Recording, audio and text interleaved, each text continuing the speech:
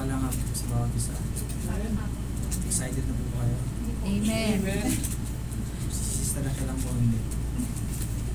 Tayo pong lahat ay tayo para po sa ating week 7 of our MPEB Gospels. Let us pray. Salamat po Lord sa oras nito. Nandito po kami muli para po aralan niyo po salita. And Bible studies non-stop sapagkat non-stop din po yung blessings na pwede po namin ma-receive mula po dito. Kaya hindi po kami titigil. Alam po namin na kailangan po namin gawin ito. Otherwise ay magiging stagnant ang aming pong kaalaman patungkol po sa inyo, patungkol sa inyong pong eternal plan, patungkol sa inyong pong looban, sa aming buhay, patungkol sa mga doktrinang dapat po namin pag-aralan. Marami kaming bagay na pwede po namin maintindihan mula po sa inyong pong salita. And in the light of your words ay pwede po namin matutunan ng lahat ng ito nang sa ganun ay magawa po namin malaman yung pong sound doctrines. Help us to become more doctrinally sound. Hindi po nawa dapat kami manatili as a SSS Christian na basta nakakulang na ginagawa tapos ay mapalawig ang aming kaalaman. Ginagawa po namin ito not for anyone else but for your own glory para pupurihin kayo sa aming buhay.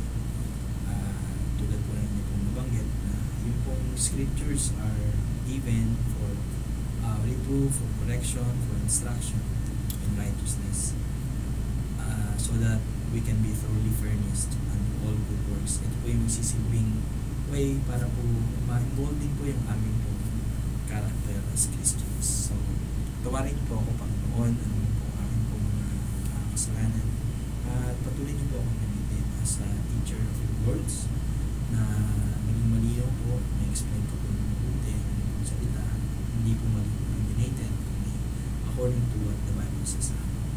So, kayo na po ang bahala. Pinupuloy po namin kayo sa oras nito. Ito po ang isa ko pag-namin sa pangalan ng Jesus. Amen.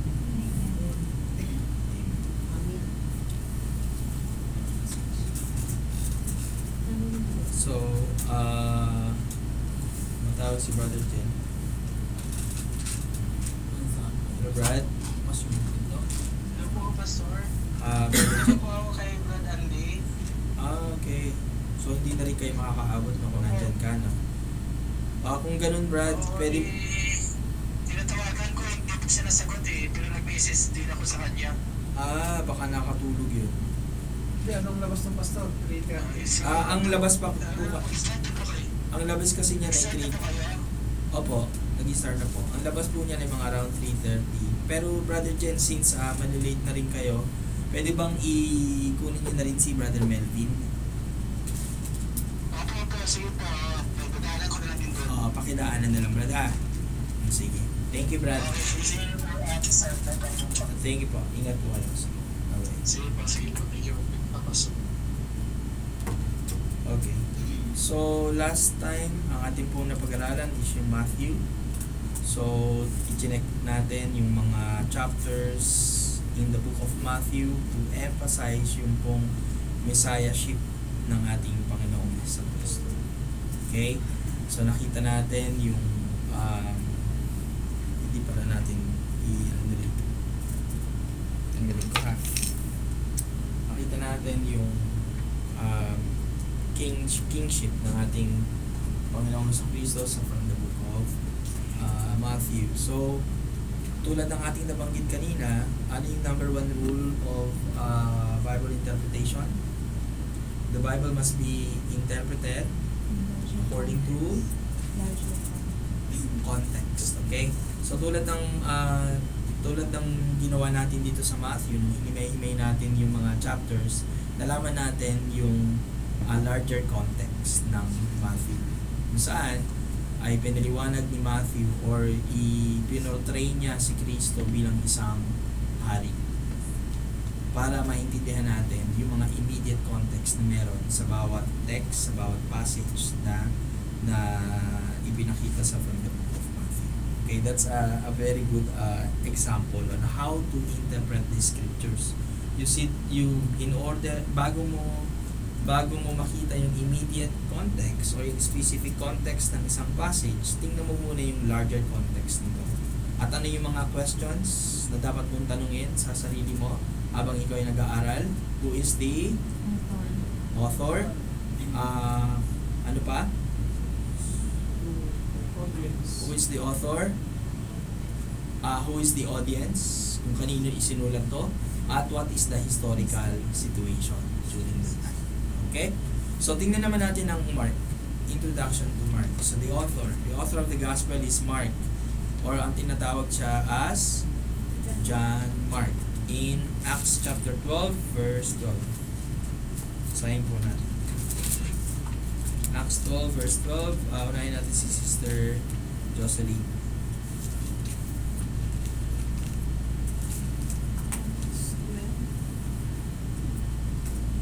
Acts 12, verse 12. And when he had considered the thing, he came to the house of Mary, the mother of John, whose surname was Mark, where many were gathered together praying. So siya po si John Mark. So he was the nephew of Barnabas. Paul and Barnabas brought him from Jerusalem to Antioch, and he accompanied Paul and Barnabas on their first missionary journey, but he quit during the early part of the trip. So nag-quit siya. Paul and Barnabas had a falling out because of John Mark. And later Paul said that John Mark was profitable to him. So ano man ang nangyari kay John Mark, bagamat nag-quit siya, pero later on is naging profitable siya for the ministry. Ibig sabihin, nagbalik loob siya sa Panginoon. Considering Barnabas is known for being a man of exhortation, a man of encouragement. He is an encourager. So nagawa niyang encourage pa rin si Mark to continue on para sa Panginoon. So hindi na tayo mag-ano into details about John Mark. The date is between 57 and 63. Kailan ang Matthew? 37. Habang si Mark naman between 57 and 63. So, tingnan natin ang distinctive features of Mark. So, hindi natin, since ito ay introduction lang, titingnan lang natin dyan yung kung ano ba yung mga distinctions ng Mark from other Gospels. So, the emphasis of Mark's Gospel is on Christ as what? As the servant of Jehovah. Ano yung sabi sa Mark 10:45, which is our memory verse, Mark 10:45. For even the Son of Man came not to be ministered unto, but to minister and to give his life a ransom for many. So being a servant, hindi raw siya naparito para paglingkuran. Naparito siya para maglingkod. Okay? So nagbigay ng perfect example ang Panginoong Hesus on how to become a servant. So the perfect servanthood of our Master should be our example. Okay? So the keyword in Greek is eutheos, which is translated straightway, forthwith, anon, immediately, as soon as. And it is used 40 times in Mark, which is more than in all of the rest of the New Testament combined. So ang pinakaano doon yung straightway. Okay? And the key verse is yung Mark 10:45. So yun po ang ating memory verse. Walang genealogy at walang record of Jesus' early years sa Gospel of Mark. Okay? Kasi bakit kaya walang genealogy sa Book of Mark?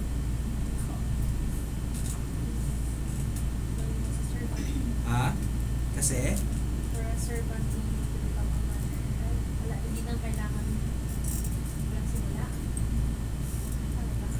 Wala po. may tulog ka naman, sister. Tulog na po. Pero actually tama siya. Being a servant, you don't need a genealogy.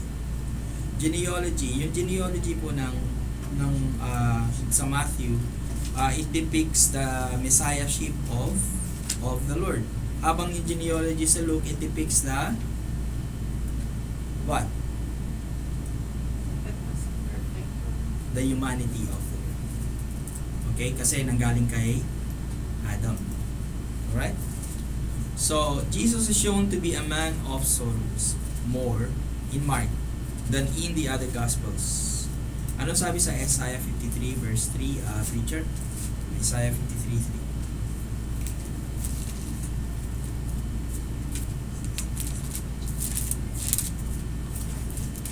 Isaiah 53, Yes po, verse 3. verse ano? Isaiah 53, verse 3. He is despised and rejected of men, a man of sorrow, and acquainted with griefs, and we hid as it were our faces from him. He was despised, and we esteemed him not. Amen. Okay? A man of sorrows. Pag sinabi mong a man of sorrows, it pertains to his humanity. That's one of his character. So, may ano mo kumbaga na ano rin siya, nalulungkot din siya, nagigrieve din siya, nagiging sorrowful din siya dun sa mga nangyari sa kanya. Okay? So there's his grief at the people's unbelief is also brought out more clearly. Jesus' rejection at his hometown of Nazareth is described in more detail than in other Gospels. Okay? Ang sabi dun sa Mark 6, 1, 2, 6. Basahin ko Mark 6, 1 to 6. And he went out from thence and came into his own country, and his disciples followed him. And when the Sabbath day was come, he began to teach in the synagogue, and many hearing him were astonished, saying, From whence hath this man these things? And what wisdom is this which is given to him, that even such mighty works are wrought by his hands? Is not this the carpenter, the son of Mary, the brother of James, and Joseph, and of Judah, and Simon? And are not his sisters here with us? And they were offended at him. But Jesus said unto them, A prophet is not without honor, but in his own country, and among his own kin, and in his own house. And he could there do no mighty work, save that he laid his hands upon a few sick folk and healed them. And he marveled because of their unbelief, and he went round about the villages teaching. So, mismong ang Panginoon sa Kristo nagsabi na hindi siya tinatanggap ng kanyang sariling country, sariling town, sariling sambahayan. Okay? So, even though Jesus is presented as God's servant in Mark, it doesn't mean na hindi siya idinipict ni Mark sa ibang bagay. He is also shown to be the Son of God. Let's take Mark 1:1 as an example. Ang sabi ni Mark, in the beginning of the gospel of Jesus Christ, the Son of God. Anong sabi naman sa John 1:1? In the beginning was the Word, and the Word was with God, and the Word was God. Amen? Yan, pabulitin yung memory version kasi pare-parehas na. So, introduction to Luke. Okay? Tandaan nyo memory verse natin is Mark 10:45. Introduction to Luke. The author, the traditional author of this gospel is Luke, the beloved physician. Basahin natin ang Colossians 4:14, Sister Raquel. Colossians 4:14.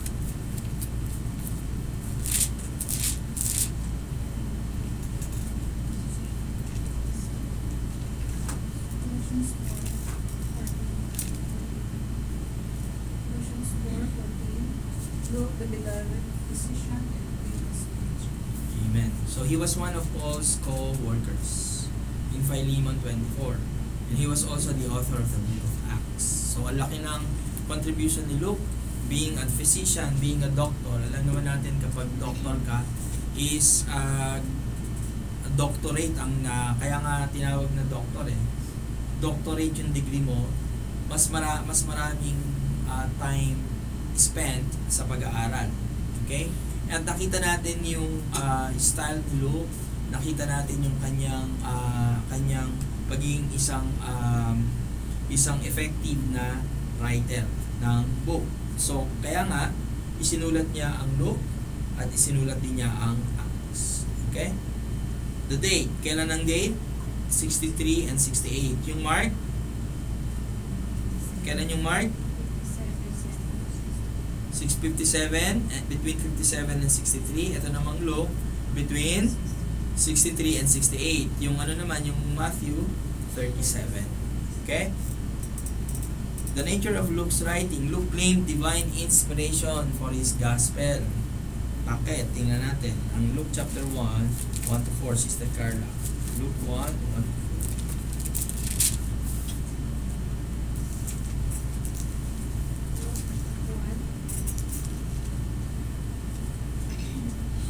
Chapter 1.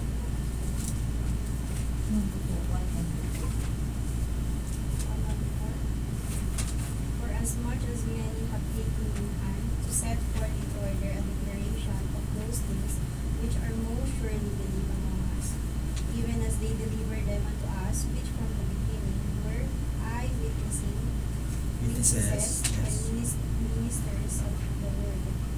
It seems good to me also, having a perfect understanding of all things from the very first, to write unto thee in order most excellent Theophilus, that thou mayest know the certainty of those things wherein thou hast been instructed. Amen. So, base dito, bakit kiniklaim ni Luke na divinely inspired yung kanyang sinulat? Kasi kiniklaim niya yung tinatawag na perfect understanding of all things. At, ano sabi doon? He said to be able to impart the certainty of those things. So, if you have a perfect understanding, and if you have certainty nung isinulat mo, it actually pertains dun sa inspiration of the gospel. Okay? Naniniwala siya na isusulat niya. Nung sinusulat niya yun, naniniwala siya na kung ano man ang isusulat niya, it is divinely inspired. Okay? So the theme and distinctive features. Ano yung mga distinctive features? The emphasis of Luke is on Christ as the perfect man. So hindi lang man. Kasi sabi nila man, basta man lang. He is the perfect man. Okay? Hindi siya basta man. He is the perfect man. So binigay ni Luke ang genealogy of Christ back to the Adam, the first man. Sino yung second Adam? Or the last Adam? Jesus Christ. Luke gives more about Christ's birth than the other Gospels. Kaya nga pag nanood ka ng mga tungkol sa birth ni Jesus Christ, laging it is based from the Gospel of Luke. So only Luke describes Jesus as at age 12. So any other Gospels, wala po. Hindi niya ano. So ano nga ba si Kristo at age 12? At age 12. Basahin natin. Luke chapter 2, 41 to 52. Now his parents went to Jerusalem every year at the feast of the Passover. And when he was 12 years old, they went up to Jerusalem after the custom of the feast. And when they had fulfilled the days, as they returned, the child Jesus tarried behind in Jerusalem. And Joseph and his mother knew not of it. Hindi nila alam na nag-stay pa pala behind si Jesus Christ doon sa Jerusalem. Okay? But they, supposing him to have been in the company, went a day's journey, and thus sought him among their kinsfolk and acquaintance. And when they found him not, they turned back again to Jerusalem, seeking him. And it came to pass that after 3 days they found him in the temple, sitting in the midst of the doctors, both hearing them and asking them questions. And all that heard him were astonished at his understanding and answers. And when they saw him, they were amazed. And his mother said unto him, Son, why hast thou thus dealt with us? Behold, thy father and I have sought thee sorrowing. Pag siguro, pag yung Pinoy na nanay yan, piningot na siguro yun, hindi ka nga dito, bata ka, kulit-kulit mo, bakit hindi ka nagpaalam? Diba? May mga ganon. Pero hindi ginawa yun. Kasi, alam ni Mary at alam ni Joseph that Jesus is the Christ. And he said unto them, How is it that ye sought me? Wish ye not that I must be about my Father's business. Okay? So, at the age of 12, alam na ni Kristo. Or, since alam natin sa Jesus Christ is an incarnate God, alam niya na from the very beginning ano yung purpose niya. Okay? Alam niya kung ano ang purpose niya, kung bakit siya ay naparito sa lupa. And that is, must be about His Father's business. Okay? So, only Luke describes Jesus visiting the home of Mary and Martha. Alam niyo yung story ni Mary and Martha? Alam niyo yung story ni Martha na nilibiyok ni Jesus Christ kasi inuuna niya ang pagluluto. Kaya nga dapat tayo kapag tayo ay nandito at meron tayong opportunity to listen to God's Word and to worship, anuhin muna natin. I-set aside muna natin ang pagka-Martha. Gagawin natin yan right after the service. Which depicts Him as a man enjoying the family setting. So, Jesus Christ is a family-oriented man. Marunong siya makimingil doon sa kanyang mga relatives, sa kanyang mga kaibigan, doon sa kanyang sambahayan.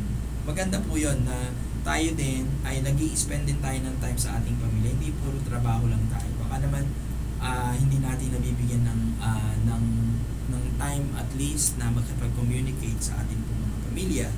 Okay? So no matter how busy we are, we need to spend time. Okay?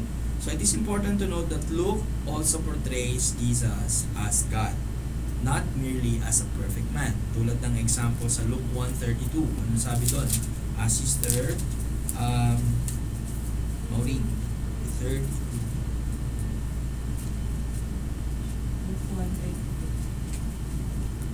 He shall be great and shall be called the Son of the Highest. And the Lord God shall give unto him the throne of his father David. Amen. And sabi dun sa verse 35, nabasa rin sis. And Luke 1 verse 35. And the angel answered and said unto her, The Holy Ghost shall come upon thee, and the power of the Highest shall overshadow thee. Therefore also that holy thing which shall be born of thee shall be called the Son of God. Amen. Okay? So yan ang Gospel of Luke. How about yung Gospel of John? The author, sino ang author? Apostle John. Okay? Ano bang ibang tawag kay Apostle John?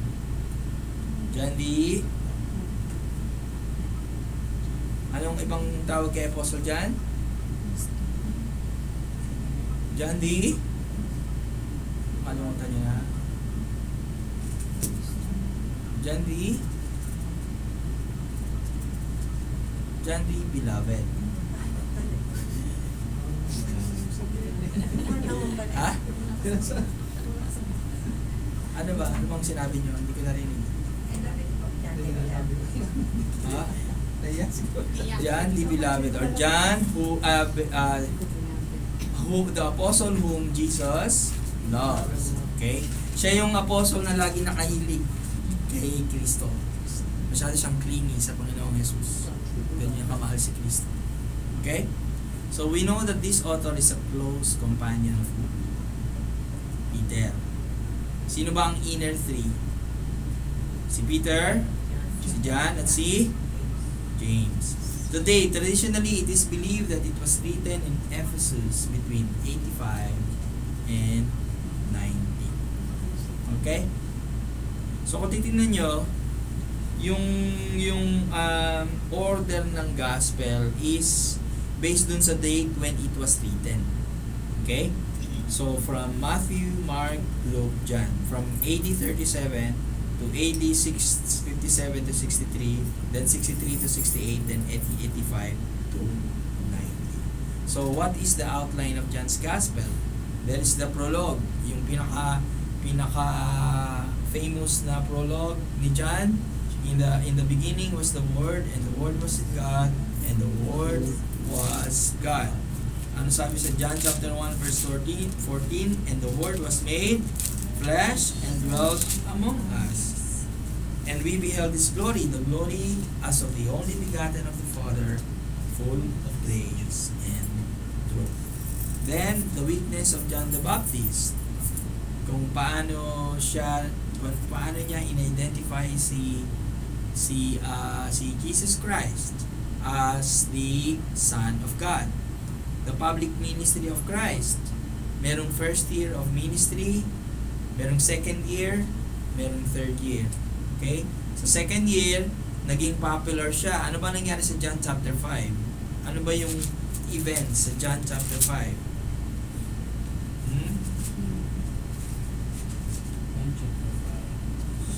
Ito yata yung yung great multitude.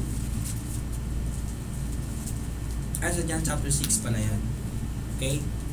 John chapter 6 yung nagpakain siya ng multitudes. Tapos sa John chapter 6 din nangyari yung many of his disciples went back and walked no more with him. So there is popularity but also there is opposition. At dahil sa opposition na to is na-try yung mga Pharisees and Sadducees and scribes, yung mga Jewish leaders na mag-plot against Jesus Christ. So, the private ministry of Christ to His disciples. Ano ba tong private ministry na to? Ito yung meron siyang intimate ministry with His disciples from John chapter 13 to John 17. Bakit kaya kailangan na magkaroong private ministry si Jesus Christ sa kanyang mga disciples? Kasi gusto niyang mag-hold ng tinatawag na discipleship program. Ang discipleship program is the author of discipleship is none other than the Lord Jesus Christ. So if you are a disciple, meaning you are a disciple of a certain master. So yung masterhood of Christ at saka yung discipleship of the disciples, of the apostles in particular, ay kailangan mag-build ng private relationship and intimacy. Nang sa ganon, si Jesus Christ ay makapagturo ng tamang katuruan sa kanyang mga disciples. Para alam ng mga disciples kung ano yung sinasabi ni Kristo. Sabi niya, follow me and I will make you fishers of men.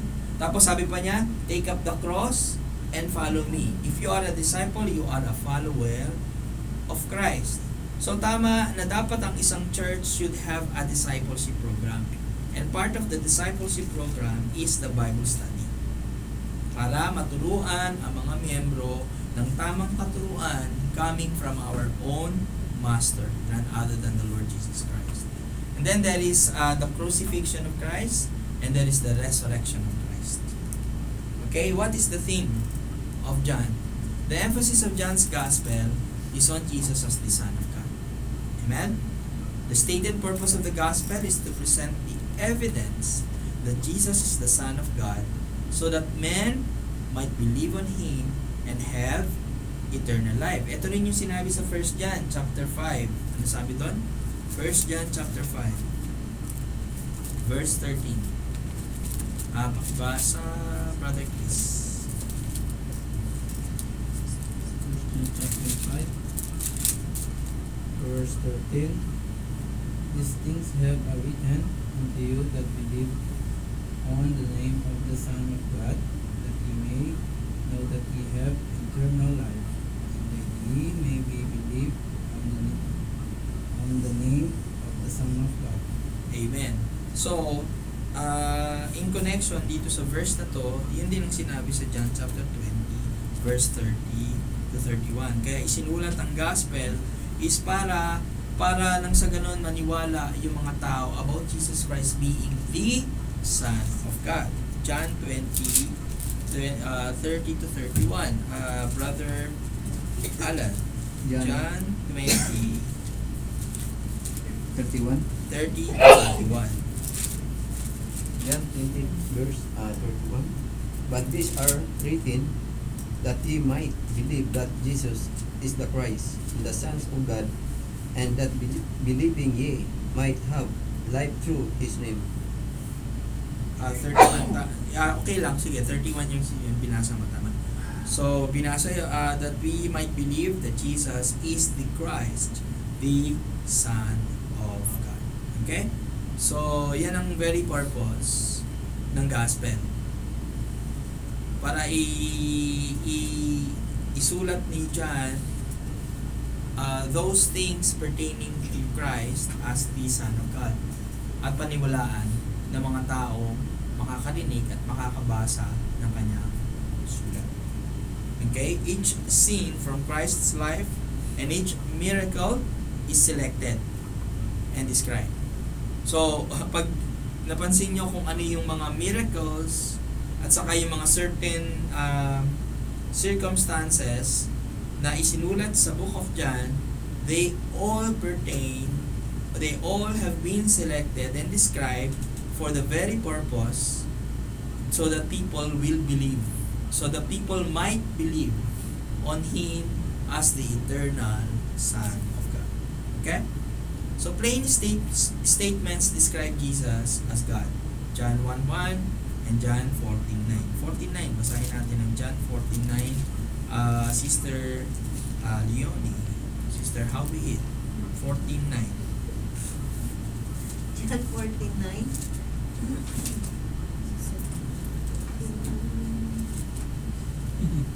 Jesus said unto him, Have I been so long time with you, and yet hast thou not known me? Philip, he had seen me, had seen the Father, and how sayest thou then, Show us the Father? Grabe yung revelation, yung declaration, yung proclamation of the Lord. Sinasabi mo na show us the Father, pero pag nakita mo na ako, nakita mo na rin ang Father. Diba? Even in the book of John, saan ba't binasa yung sinasabi niya na John chapter 10 verse 30 yata yun? I and my Father are one. Bakit sinasabi ni Jesus Christ that I and my Father are one? It pertains to the deity of God or deity of Christ, being the God, the Son. Okay? So, ano ang mga attributes of Jesus Christ in parallel dun sa attributes of God? Para masabi natin that He is God. Meron siyang certain attributes para masabi natin that He is truly God. Ito yung mga attributes na pwede mong ipanlaban sa mga iglesia ni Manalo kasi sinasabi nila na ang Panginoong Jesucristo ay pawang tao lamang. Okay? Naniniwala sila that Jesus is the Son of God but not God, which is contrary to the name that suggests if you are a son of God or the Son of God, are you not God? Bukod doon, may mga certain attributes tulad ng pagiging eternal ni Jesus. Kasi sabi niya sa John 1:2, anong sabi niya sa John 1:2? Maraming verses sa book of John to declare the deity of Christ. John 1:2. The same was in the beginning with God. Sino yung tinutukoy ni Jesus ni John? The same was in the beginning with God. Yung word na tinutukoy sa verse 1 is Jesus Christ. And He is the same was in the beginning with God the Father and God the Holy Spirit. So, ang Panginoong Jesucristo, kung tatandaan nyo, na nung nilikha ang heaven and earth at nilikha yung creation, when the creation took place, that is what you call the Elohim God. Okay? So, the Trinity was active in the creation. It's not just God the Father. It's God the Father, God the Son, and God the Holy Spirit. Sapagkat in John 1:3, ang sabi niya ron, all things were made by Him, and without Him was not anything made that was made. Jesus is the creator of all things. And this verse tells us that Jesus could not have been the first creation, because it says that nothing was created without Him. So yan ang declaration of this gospel.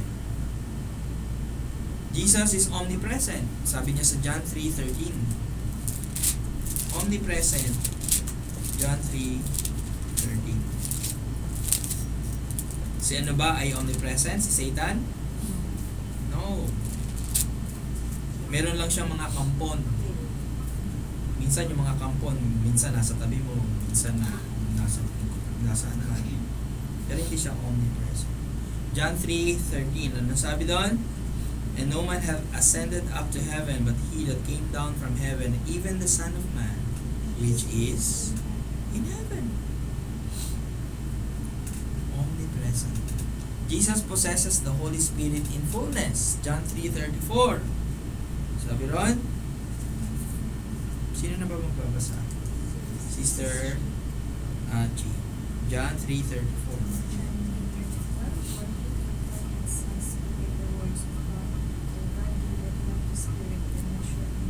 Amen. Give not the Spirit by measure unto him. So Jesus has the entire fullness of divine life and wisdom and power. Amen? Whereas man has this only in a small measure. Ano pa? Jesus is the judge of all. Sa John 5:22, pumarito ang Panginoong Kristo to become what? To save mankind. Pero sabi sa John 5:22, ano sabi ron? Sister Kenley. John chapter 5 verse 22, For the Father judgeth no man, but hath committed all judgment unto the Son. Amen. So lahat daw ng judgment ay nasa anak. Okay? Ano pa? Jesus is to be honored with the same honor as the Father. John 5:23. Sabi ron, balik tayo kay Sister Len. John 5:23, that all men should honor the Son, even as they honor the Father. He that honoreth not the Son, honoreth not the Father, which has sent him. Okay? Pag hindi na in-honor, paano na lang yung iglesia ni Manalo? Hindi nila in-honor si Kristo. So, hindi rin nila in-honor ang Ama. Jesus speaks the words of eternal life. John 6:63. Preacher, Edwin. 63.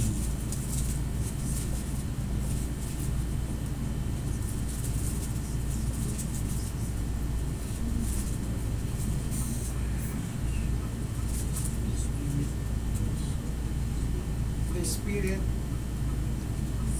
John 6:63, it is the Spirit that quickeneth, the flesh profiteth nothing. The word that I speak unto you, they are spirit and they are life.